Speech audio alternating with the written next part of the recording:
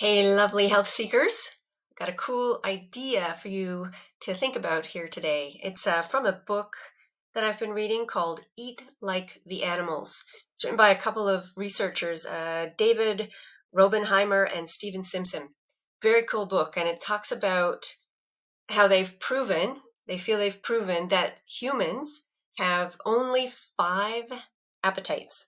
I thought this was pretty cool because many of us think that it's got to be more than that, but really it's five appetites. And they've based that on looking at a whole range of different types of animals throughout the animal kingdom compared to humans. And it's their premise that all other animals outside of humans are really, really, really in touch with what their bodies need. And we've somehow gotten out of alignment with being able to recognize what our bodies are looking for from food.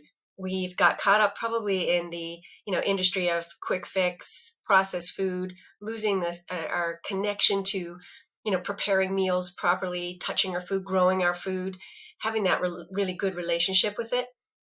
Anyways, it's a great book to read if you want to read it. Again, it's called Eat Like the Animals. A little bit scientific, but very, very cool. Anyways, let's talk about the five appetites. It may be very interesting for you. So the first appetite is for protein. Another one is for carbs. Another one is for fats. So the three main macronutrients. The next one is for salt, specifically sodium chloride, NaCl. And the next one is for calcium, another micronutrient.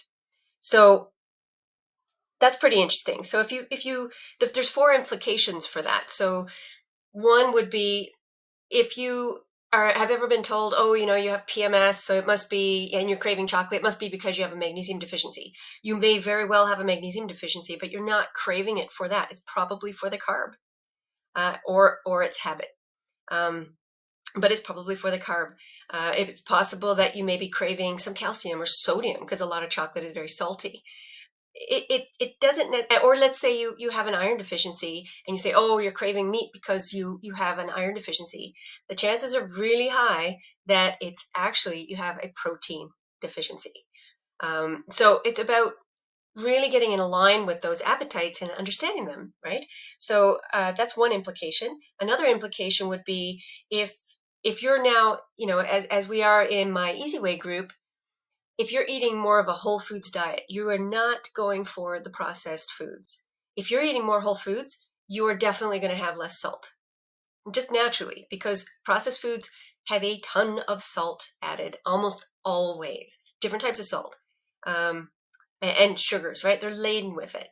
But I would say that, like these guys talk about, I agree with this. If you're eating a whole foods diet, you're going to need to supplement some salt. Because if you don't, you're going to start feeling this urge to go and binge or eat and just kind of gobble up, all your old comfort foods and things that probably aren't so great for you. Because naturally, you're going to just take care of a lot of that craving for salt.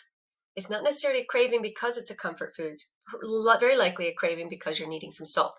So that's why, I always recommend either salting your water, definitely salting your meals with quality salt. You don't want, terrible salt. You want very good sea salt. It's not iodinized, just good stuff.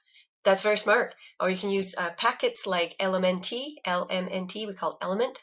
They're great. I use them every day, especially when I'm more physically active. Makes a huge difference. So that's the second implication. A third implication would be for people who, for example, a whole food group like carbs.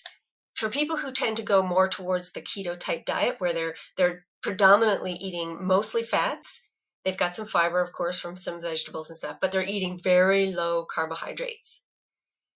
If you do that long term, what seems to happen very often, not for everybody, but for, I think, the majority, is that they might go off the rails and just like have a massive binge on something. And that kind of defeats the purpose, and it's usually because the body just craves the carbs. It really needs them for physiology. So if you get to a certain point where you're super deficient, it's going to crave that and want to bring it back. Now, the same could be said for my group, right? The Easy Way. For the first 6 to 8 weeks, we really drastically reduce Certainly sugar, not necessarily carbs though, like complex carbs, but real like simpler sugars we do. And we very much decrease fats. And fats is one of the things that you can crave, right? It's one of the 5 appetites. And if fats are really, really low for too long, you are going to crave that. And you're going to reach out for like some of the fattiest type foods, but it's probably going to be processed and full of sugars and salts and things and additives and probably stuff that you really are trying to avoid.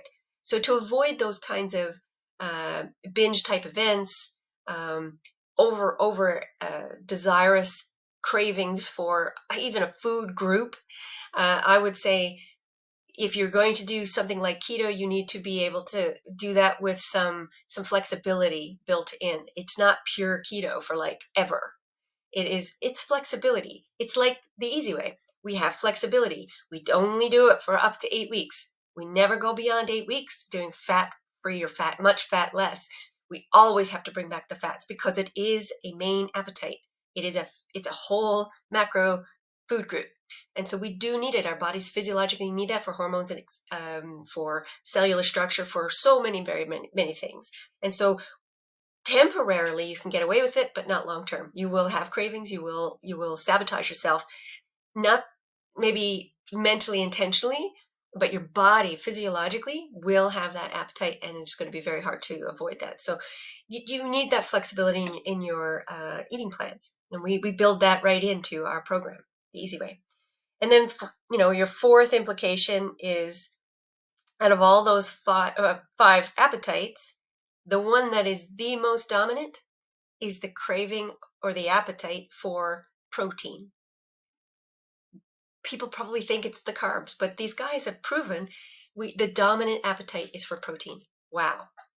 So if you're starting to be really, really hungry, even with your wonderful meals and your eating plan, the thing that you think works well for you, maybe you're doing a little extra activity, or maybe you're under a little more stress and you're starting to go, oh, I'm really hungry. Chances are very high it's for protein. And if you're not hungry on your eating plan, chances are you're satisfying the 5 appetites and doing a good job at balancing your meals. I think that's fascinating. And if you think about what appetites are, these are systems naturally built into us that do need some personalization because we're not all built the same. But these are systems that are built into us that drive us to eat, to take care of the physiological needs that we have in life, right? And just to live a great life. If any of these appetites are out of balance, you are going to have those cravings in those arenas, and it's worth thinking about. I'll do a little post and share an infographic about that. But this is really fabulous, So again, recap: the 5 appetites these guys came up with in the book Eat Like the Animals is appetite for protein, appetite for carb, appetite for fat, appetite for salt, and appetite for calcium. Wow. So think about that when you put together your next meal, and we'll be talking on the flip side.